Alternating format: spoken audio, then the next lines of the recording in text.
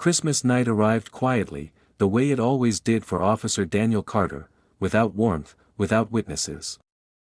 The city looked peaceful from the outside, dressed in lights and artificial cheer, but from the driver's seat of a patrol car, it felt hollow. Daniel moved through empty streets with practiced ease, responding to minor calls that carried no urgency and even less human connection. He told himself he preferred it this way. Fewer people meant fewer expectations. Yet the silence pressed against him harder than any crowded shift ever had. When his shift finally ended, Daniel returned to an apartment that smelled faintly of cold air and disinfectant. The Christmas tree in the corner stood undecorated, bought weeks ago with good intentions and forgotten just as quickly. His phone remained quiet. No message from Megan, his long-term partner, who had chosen to spend the holidays with friends rather than acknowledge the tension between them. Their relationship had not collapsed, it had simply thinned out, worn down by routines and unspoken disappointments. They still shared space, plans, and history, but affection had quietly stepped out long ago. Daniel poured himself a drink he didn't want and sat on the edge of the couch, uniform still on, badge catching the dim light. He tried to remember when he had last felt chosen. Not needed, not relied upon, but truly seen. The answer didn't come, and that unsettled him more than the loneliness itself. Across town, in a modest apartment building with chipped paint and narrow hallways, Ethan Brooks was setting the table for two. The plates didn't match, and the food was simple, but he took his time arranging everything as if presentation mattered. For Lucas, it did. His 8-year-old son sat cross-legged on the floor nearby, carefully lining up toy cars in a crooked row. Ethan watched him with a softness that never quite left his face. Life hadn't unfolded the way he once imagined, but this quiet responsibility, this steady love, was something he had learned to protect. Ethan had grown used to being alone in ways that didn't hurt anymore. He had learned which questions to ignore, which glances to forgive. Being a gay single father came with a certain invisibility, but it also sharpened his awareness. He noticed things others missed: tone, posture, the weight behind a pause.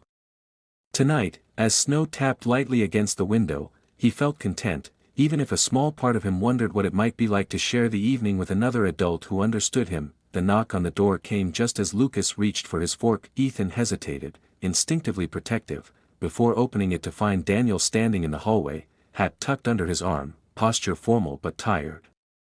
The badge identified him before the uniform did. "Sorry to bother you," Daniel said. "We had a noise complaint." "Probably nothing." Lucas peeked around Ethan's leg, eyes wide with curiosity. "Are you a real cop?" he asked, voice bright and fearless. Daniel blinked, surprised, then smiled, an unguarded expression that felt unfamiliar on his own face. "I am," he replied, crouching slightly to Lucas's level. "But I think I got the wrong place." Ethan relaxed a fraction, sensing no threat. "We were just having dinner," he said. "No noise, unless you count bad Christmas music." Daniel glanced inside, noticing the modest decorations, the warmth that lingered in the air. It struck him how different it felt from his own apartment. "Looks like I interrupted something," he said, already stepping back. Before the door closed, their eyes met, not with recognition, but with a quiet understanding neither could name. Ethan saw the exhaustion Daniel carried, the kind that didn't come from long hours alone. Daniel saw a steadiness in Ethan, a calm he hadn't known in years. "Have a good night," Ethan said. "You too," Daniel replied, and meant it more than he expected. Back in his car, Daniel sat for a moment before turning the key. The encounter replayed in his mind, not because it was remarkable, but because it wasn't. No drama, no flirtation. Just warmth. Real warmth.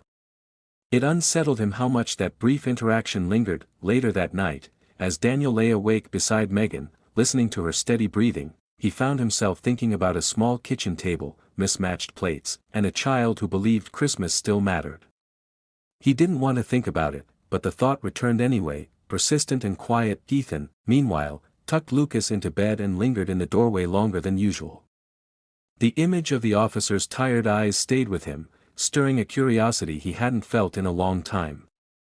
He dismissed it gently, the way he had learned to dismiss many things, and turned off the light. Outside, snow continued to fall, covering the city in a temporary calm. Neither man knew it yet, but something subtle had shifted, nothing dramatic, nothing reckless. Just the faintest crack in the lives they thought were already settled, and sometimes, that was where everything truly began.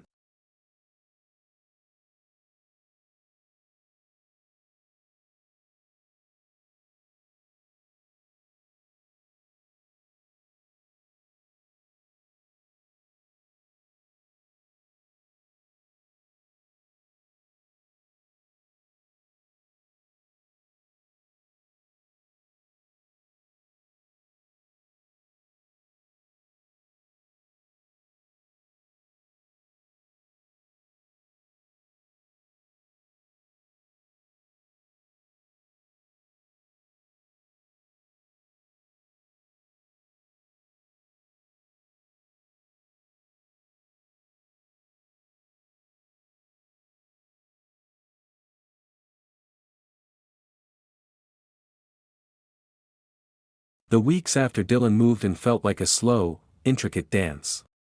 Liam found himself walking a line between fascination and caution, drawn to Dylan's presence in ways he could neither predict nor fully understand. Each interaction carried a weight he hadn't anticipated, a tension that lingered long after the moment passed.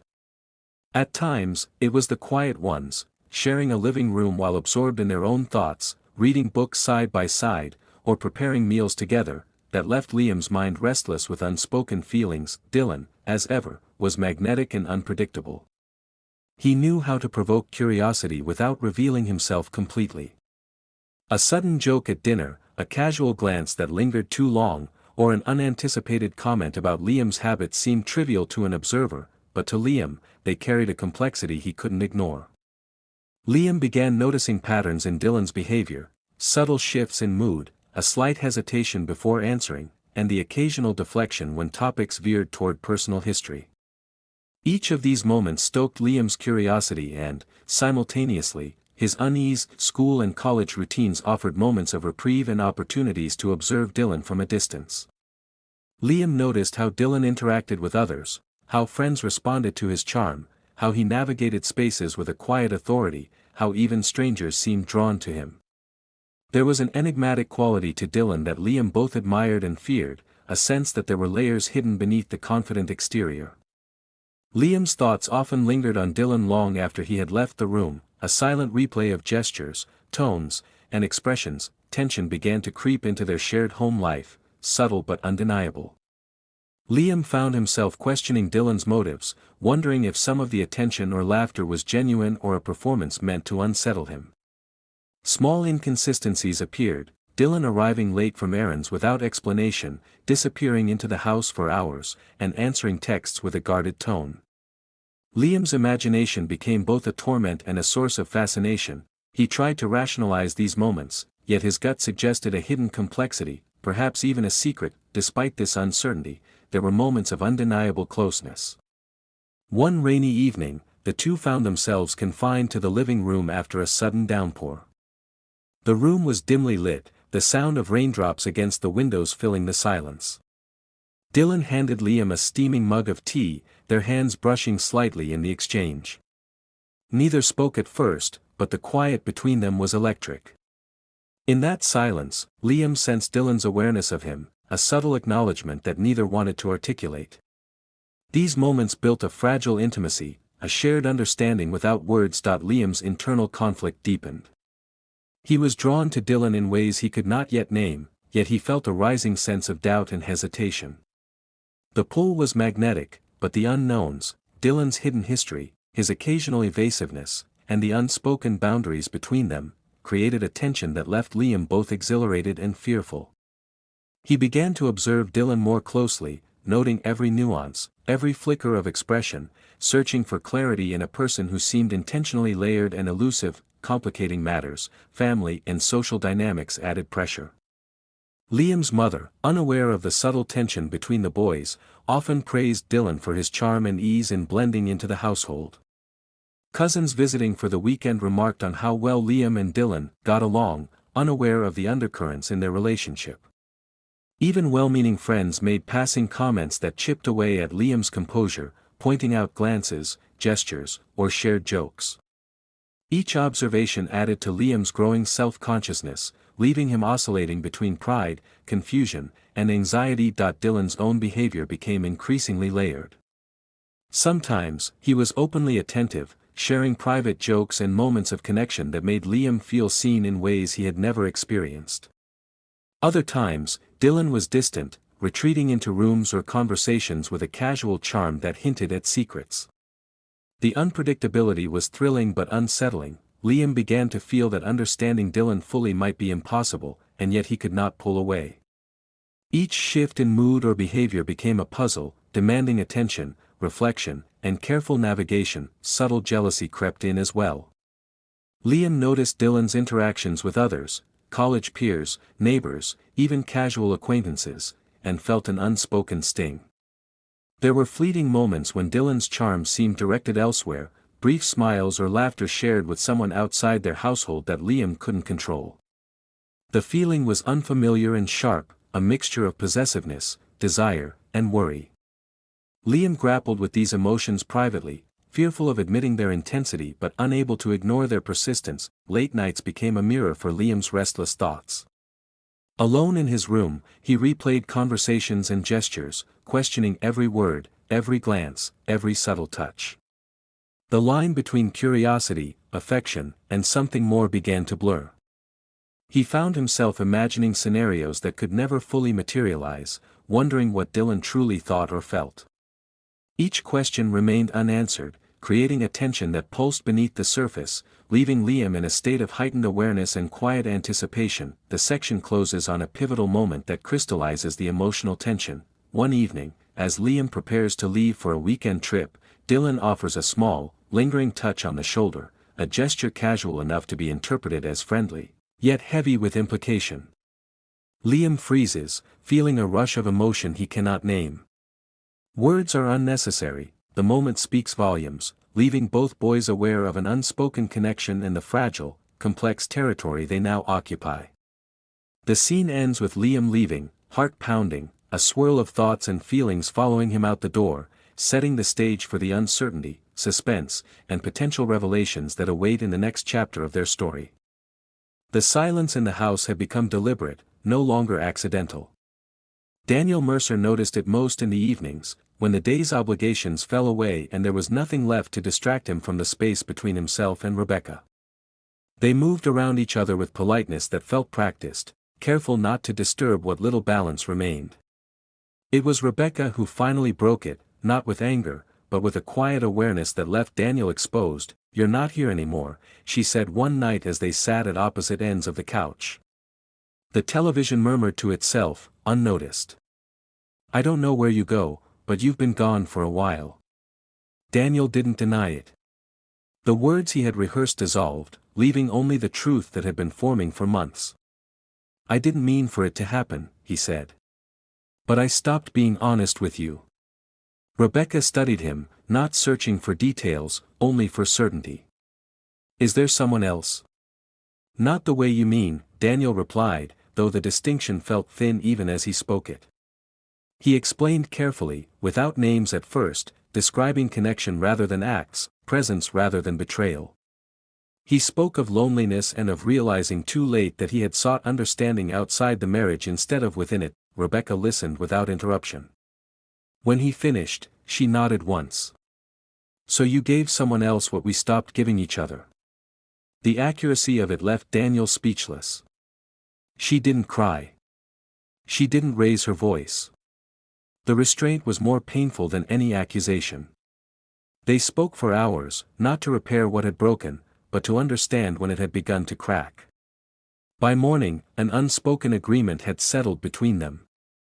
This would not continue as it was. The separation was quiet, almost invisible to the outside world. Daniel moved into a small apartment closer to work. He and Rebecca spoke respectfully, dividing routines and responsibilities with the shared understanding that ending something carefully was better than preserving it dishonestly. The absence of conflict made the loss feel heavier, more final. With distance from his marriage came distance from Ethan Cole as well. Daniel avoided the familiar streets, resisted the urge to check the second-floor window.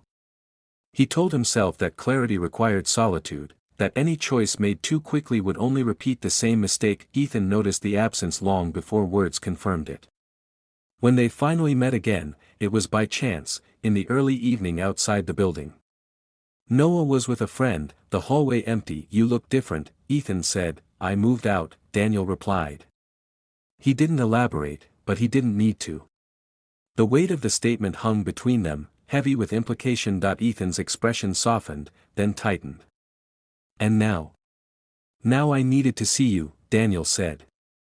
"To be honest. And then to step back, if that's what's right." They spoke slowly, carefully, both aware of how easily emotion could overtake intention.